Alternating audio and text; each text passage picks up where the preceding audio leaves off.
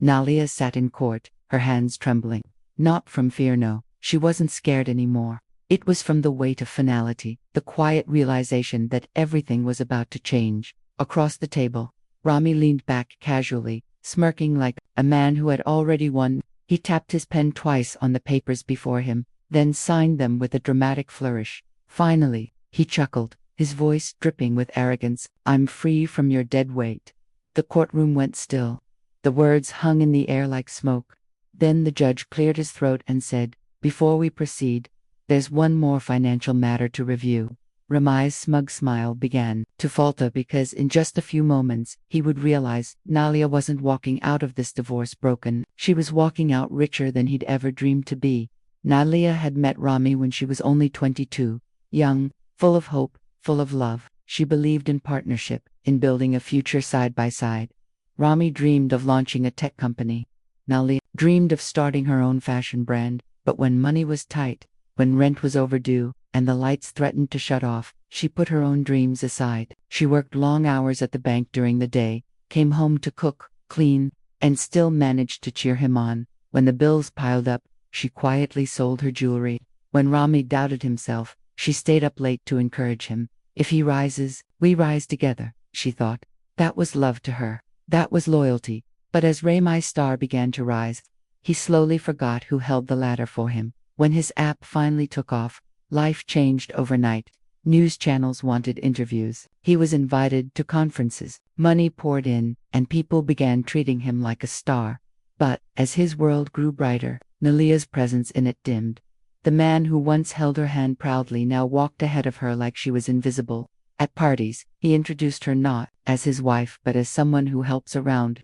No one knew she had sacrificed everything for him. To them, she was just background.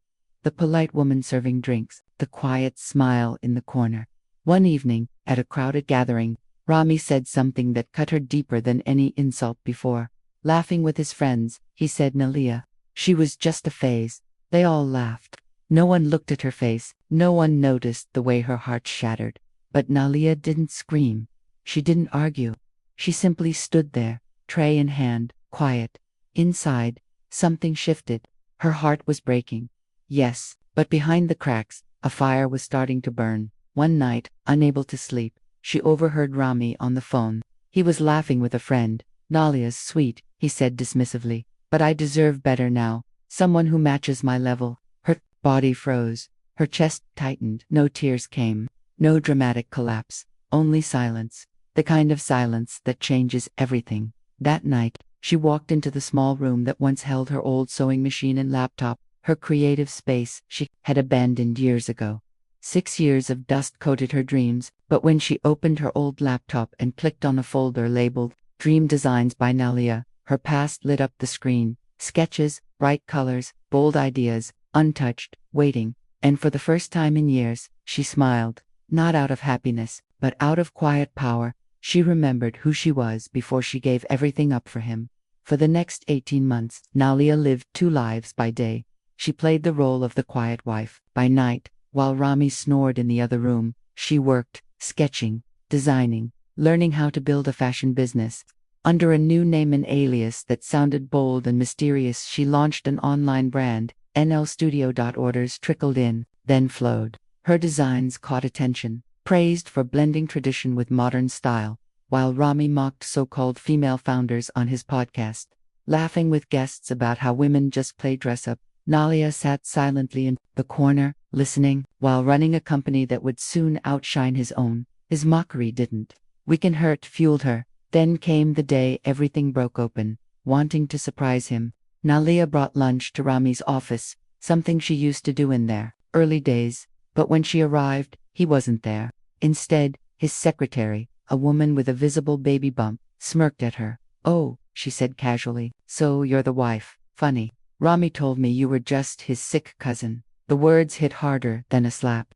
A baby lies. Betrayal. But Nalia didn't cry. She simply nodded, turned, and walked away. Outside, she called her lawyer. Her voice was steady. "It's time." When the divorce was filed, Ramy bragged to his friends that she would soon come crawling back, that she'd beg for money, that she had nothing.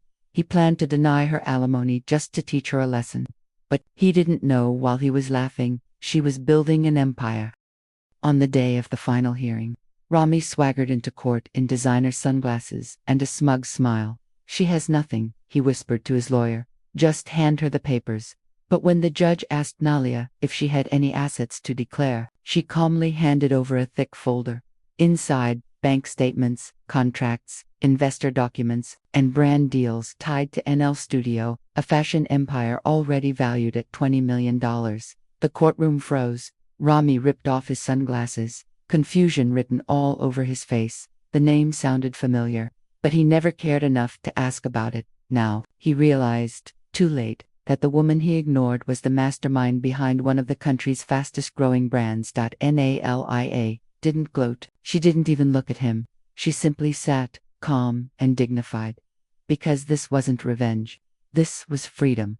After the hearing, she could have taken everything, the house, the cars, the money, but she didn't want them. Those things carried too many memories. She only wanted what was hers. And she already had it. Her company, her peace, her crown. Ramy walked out with his possessions. Nalia walked out with her dignity. And that was priceless. 6 months later, Ramy sat in a waiting room for a business meeting, flipping through a magazine. Then his hand froze. On the cover, Nalia dressed in regal African fashion, confidence glowing in her eyes. The headline read, "Africa's Silent Storm. Meet Nalia, the fashion queen who rose from the shadows." He stared at the page, stunned. The article spoke of her global success, fashion weeks in Paris and Milan, investors lining up, a brand celebrated for its unique voice. Ramy leaned back, pale. He had never imagined she could rise without him, but she had risen higher than he ever would. In another city, Nalia zipped her suitcase after speaking at a women's leadership event. Her assistant walked in holding the same magazine. "Have you've seen the cover?" she asked with a smile. Nalia chuckled softly, gazing out at the skyline. "They thought I was quiet," she whispered, "but I was just focused." It was never about revenge. It was about proving to herself that she had always been enough. And now, the world finally knew her name, not as someone's wife, not as someone's shadow, but as herself, Nalia, the woman who rose from silence and became the storm no one saw coming.